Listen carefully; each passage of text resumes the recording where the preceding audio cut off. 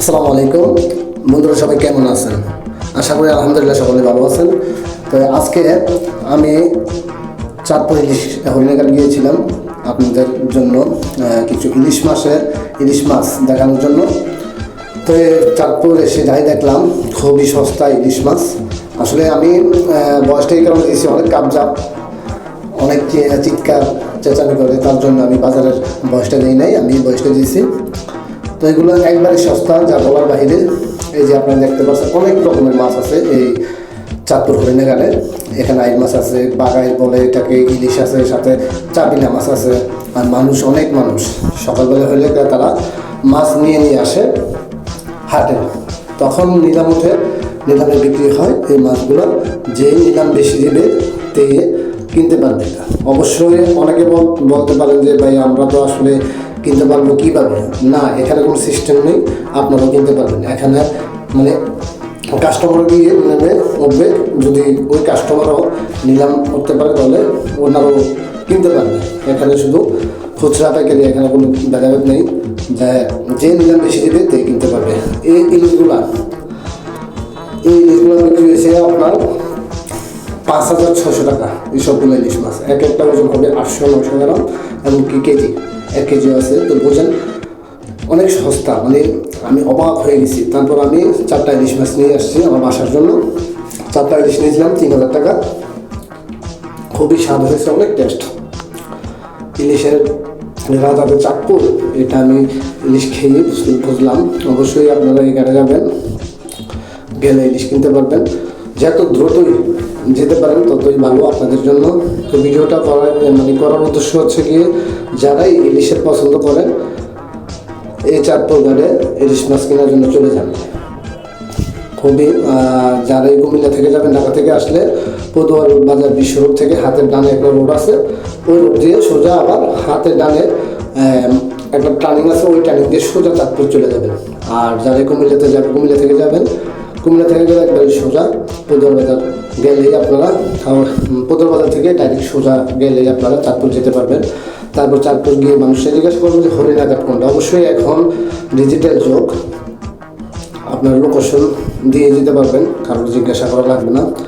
আর এদিকে আসলে ইলিশ মাছের ভর্তাটা এত স্বাদ, বলার বাইরে। তো যাক, অনেক কিছু দেখলাম, জীবনে অনেক কিছু দেখলাম। এই ভিডিওটা করার উদ্দেশ্যই হচ্ছে আপনাদেরকে কিছু দেওয়ার, এবং শেখার অনেক কিছু আছে ভিডিওতে। শুধু আমি মাছগুলোই দেখেছি, মাছগুলো দেখানো আমার আসতেই ইচ্ছে হয়েছে না। আমার মনটা চাইছে আমি চাঁদপুরে থেকে যাই। এগুলোর কালার, জ্যান্ত ইলিশের কালারটাই এত সুন্দর, যা বলার বাহিরে। খুবই ভালো লাগছে আমার কাছে। আপনাদের কাছে কেমন লাগছে অবশ্যই কমেন্টের মাধ্যমে জানাবেন। কিছুদিন যাবত আমি অনেক ঘোরাফেরা করতেছি, ঘোরাফেরার মাধ্যমে কিছু ভিডিও দেয়। আপনাদের কাছে কেমন লাগে? আসলে অনেকেই আমাকে বলেন যে খুবই সুন্দর হয়েছে ভিডিওটা, খুবই ভালো লাগছে। আর একটা কথা বলে না হয়, ভিডিও যারা দেখবেন পুরো ভিডিও দেখলেই কিছু শিখতে পারবেন। আসলে আমরা কেউ কিন্তু মারপেটের থেকে জন্ম থেকে শিখে না, ঠিক আছে? শিখে আসে না। একটা কিছু দেখলে, একটা কিছু পুরোটাই দেখলেই বোঝার কিছু আছে, এবং দেখার কিছু আছে, খুবই ভালো লাগে। তো যার বেশি কথা বললাম না। তো ইলিশের বাড়ি হচ্ছে চাঁদপুর। আমার খেয়ে এত স্বাদ লাগছে, যা বলার বাইরে। আর আমি তেমন বয়স দিতে পারি না, তারপরও যেটুকু পারছি অতটুকু বয়স দিছি। ভিডিওটা যদি ভালো লাগে তাহলে অবশ্যই সাবস্ক্রাইব করে আমার পাশে থাকবেন। এই যে টাকা, এই যে মাছ, আসলে একটা কথা বলতে ভুলে গেছি। এই 5টা মাছ বিক্রি হয়েছে মাত্র 2500 টাকা। তার মানে একটা ইলিশ বিক্রি হয়েছে 500 টাকা করে।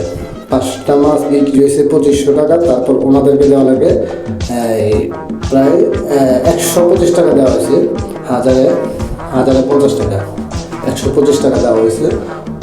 তার মানে 2625 টাকায় মাছটি পড়ছে। তারপর বরফ আছে, যদি কেউ মনে করেন যে ঢাকায় যাবেন, অবশ্যই বরফের সিস্টেম আছে। প্যাকেলিং করলে তারপর আপনারা বরফ দিয়ে ঢাকা নিয়ে যেতে পারবেন। আর যাদের কুমিল্লা আছে, বরফটা বেশি দেওয়া লাগে না, যেমন আমি বরফ দিয়ে নিই। আমার মাছগুলো আমি বরফ দিয়ে নেই, আমি বরফ সাইড নিয়ে আসছি। তো তরতাজা মাছ তো তার জন্য। আর ভাই তেমন নিয়েছি, তেমন গরম ছিল না, আবহাওয়াটা একটু ঠান্ডা ছিল, তার জন্য আমি বড় করে দেয়নি। আর ইলিশ মাছের একটা সিস্টেম আছে, ইলিশ মাছ যতই পুরো করবো ততই নাকি স্বাদ বেশি, মানুষে বলে আর কি, কিন্তু আমি এটা ভিন্ন দেখছি।